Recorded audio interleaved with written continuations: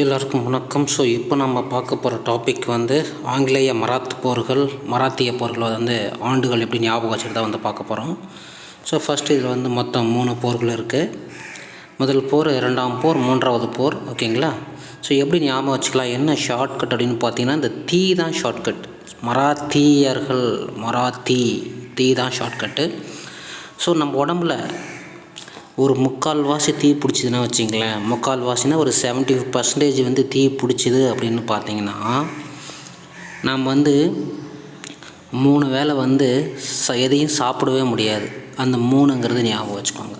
3 வேளை எதையும் சாப்பிட முடியாது. ஓகேங்களா? ஃபஸ்ட்டு ஒரு வாரங்கிறது 7 நாள், அதான் 1/7. ஃபஸ்ட்டு ஒரு வாரம் ரொம்ப கஷ்டமாக இருக்கும். நம்ம உடம்புல 3/4 பகுதி தீ பிடிச்சிருச்சு அப்படின்னா 75% நாம் 3 வேளை எதையும் சாப்பிட முடியாது. ஃபஸ்ட்டு ஒரு வாரம் ரொம்ப சிரமமாக இருக்கும், அதான் 1/7. அதுக்கப்புறம் நீங்கள் என்ன ஞாபகம் வச்சுக்கணும் அப்படின்னு பார்த்தீங்கன்னா, இந்த 721 அப்படிங்கிற நம்பர் மட்டும் ஞாபகம் வச்சுக்கோங்க. இது என்ன அப்படின்னு பார்த்தீங்கன்னா, இதை கூட 7 ப்ளஸ் பண்ணிங்கன்னா 82 வரும்.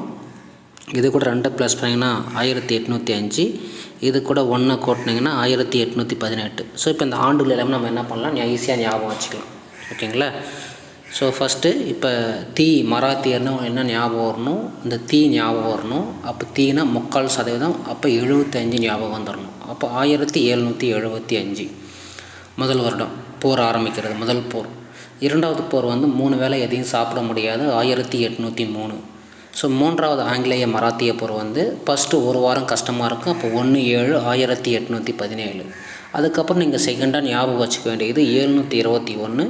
ஃபஸ்ட்டு 75 கூட 7 கூட்டினீங்கன்னா 82. செகண்டு 1803 கூட 2 கூட்டினா 1805. 1817 கூட 1 கூட்டினா 1818.